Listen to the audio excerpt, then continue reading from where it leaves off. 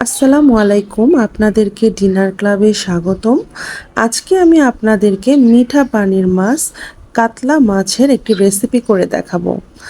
আমি আজকে কাতলা মাছের কালিয়া করব। তো এই মিঠা পানির মাছ খেতে অনেক সুস্বাদু হয়। চলুন তবে দেখে নেওয়া যাক। আমি প্রথমে কাতলা মাছের মধ্যে লবণ দিয়ে নেব 1 চামচ পরিমাণ, তারপরে হলুদের গুঁড়া দিয়ে নেব 1 চামচ পরিমাণ এবং এর মধ্যে আমি সরিষার তেল দিয়ে নেব 1 চামচ পরিমাণ। তারপরে মাছগুলোকে সুন্দর করে আলতোভাবে মাখিয়ে নিব, যেন এপিঠ ওপিঠ দুটাই ভালোভাবে মশলাটা ভালোভাবে মাছের ভিতরে প্রবেশ করে। আমি এখানে বড় কাতলা মাছ নিয়েছি, এখানে আপনারা ছোট কাতলা মাছ দিয়েও করতে পারবেন। আচ্ছা, এই পর্যায়ে আমি মাখার পর 5 থেকে 7 মিনিট রেস্টে রেখে দিব এবং চুলায় চলে আসব। আমি একটি ফ্রাইং প্যানে 1 চামচ পরিমাণ ঘি নিয়েছি। এর মধ্যে আমি কিশমিশ দিয়ে দিব এবং কিশমিশগুলো হালকা আঁচে ভাজতে থাকবো যতক্ষণ না পর্যন্ত কিশমিশগুলো এভাবে ফুলে উঠেছে। এ পর্যায়ে কিশমিশগুলো তুলে নেওয়ার পর আমি কড়াইয়ের মধ্যে বেশ কিছু পরিমাণ সাদা তেল দিয়ে নেব। তেল দেওয়ার পর কাতলা মাছগুলোকে এক একটা করে তেলের মধ্যে খুব সাবধানে ছেড়ে দিব এবং কাতলা মাছগুলোকে যখন ছেড়ে দেওয়া হয়ে গেল সে পর্যায়ে আমরা কিছুক্ষণ অপেক্ষা করে কাতলা মাছগুলোকে উল্টিয়ে দিব এবং কাতলা মাছগুলোকে আমরা হালকা লাল বর্ণ করে ভেজে তারপরে তুলব। আমরা এই পর্যায়ে খুব সাবধানে কাজটি করব এবং আরেকটি স্প্যাচুলা নিয়ে স্প্যাচুলার সাহায্যে ধীরে ধীরে মাছগুলোকে উল্টিয়ে পাল্টিয়ে সুন্দরভাবে লালচে বর্ণ করে আমরা ভেজে নেব। আমাদের ভাজতে এক একটা পিঠ 30 সেকেন্ডেরও বেশি সময় লেগেছে। এই অবস্থায় ভাজা হয়ে গেলে আমরা মাছগুলোকে তুলে নিব, ঠিক এরকম হবে দেখতে।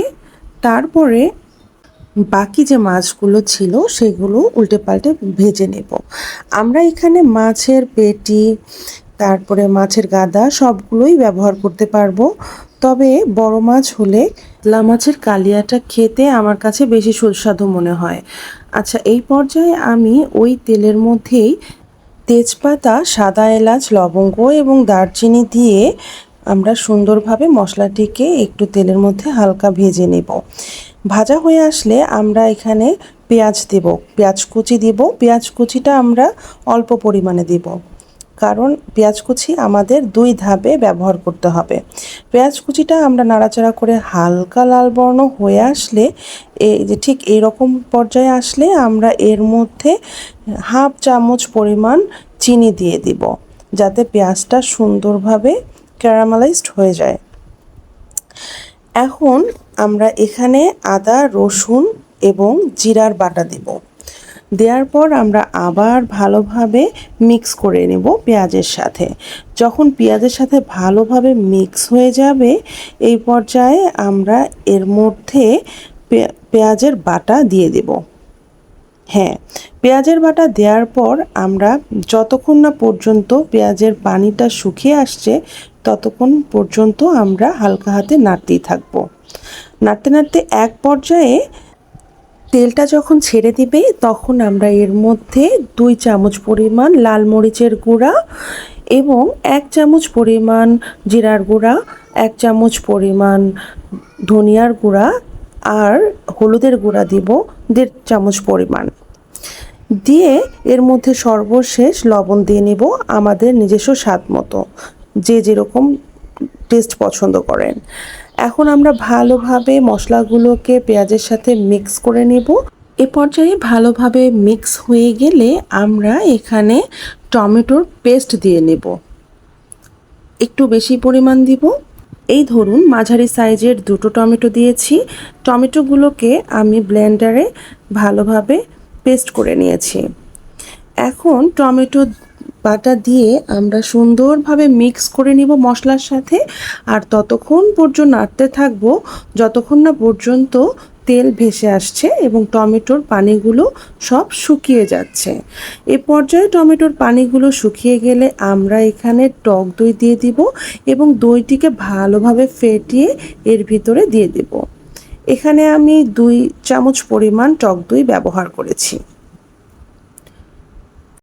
তারপরে আমরা ভালোভাবে আবার মিক্স করতে থাকবো মশলাগুলো যতক্ষণ না পর্যন্ত তেল ছেড়ে দিচ্ছে। তেল যখন ছেড়ে দিবে তখন আমরা এর মধ্যে যে কিশমিশগুলো ভেজে রেখেছিলাম সেই কিশমিশ এবং একটি খেজুরের দানা আমরা ব্লেন্ডারে ভালো মতো পেস্ট করে নিয়েছি, সেগুলো এর মধ্যে দিয়ে দেব।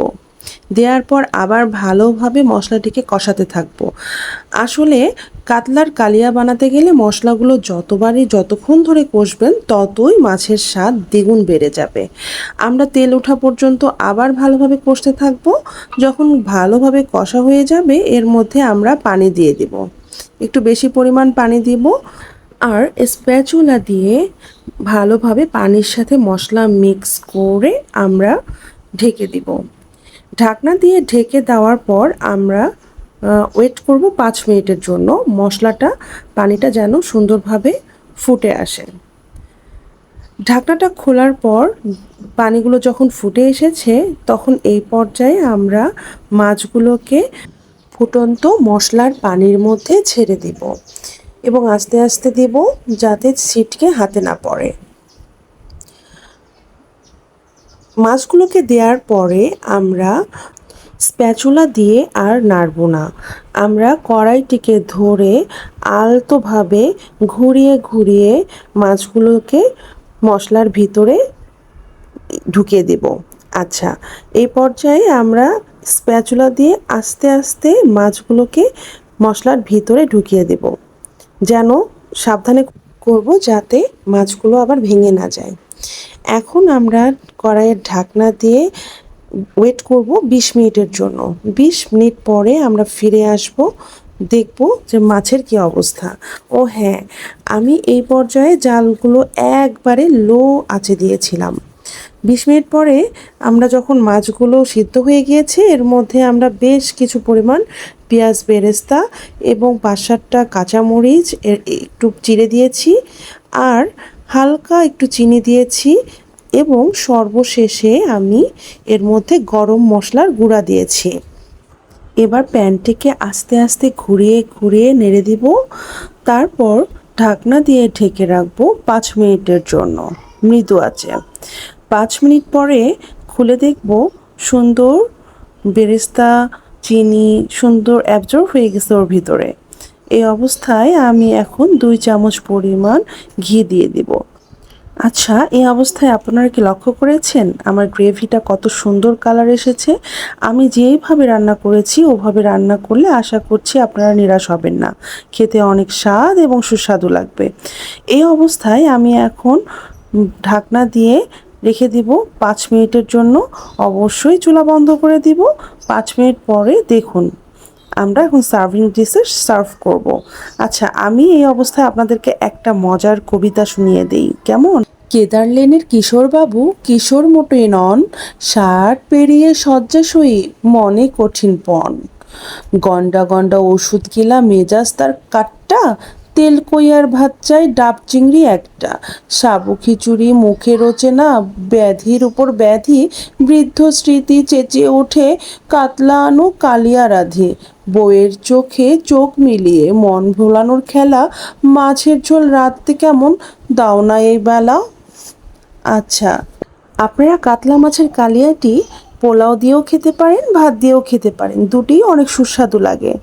আশা করছি রেঁধে দেখবেন, খেয়ে দেখবেন, অনেক মজা পাবেন। এতক্ষণ আমার সাথে থাকার জন্য আপনাদেরকে ধন্যবাদ।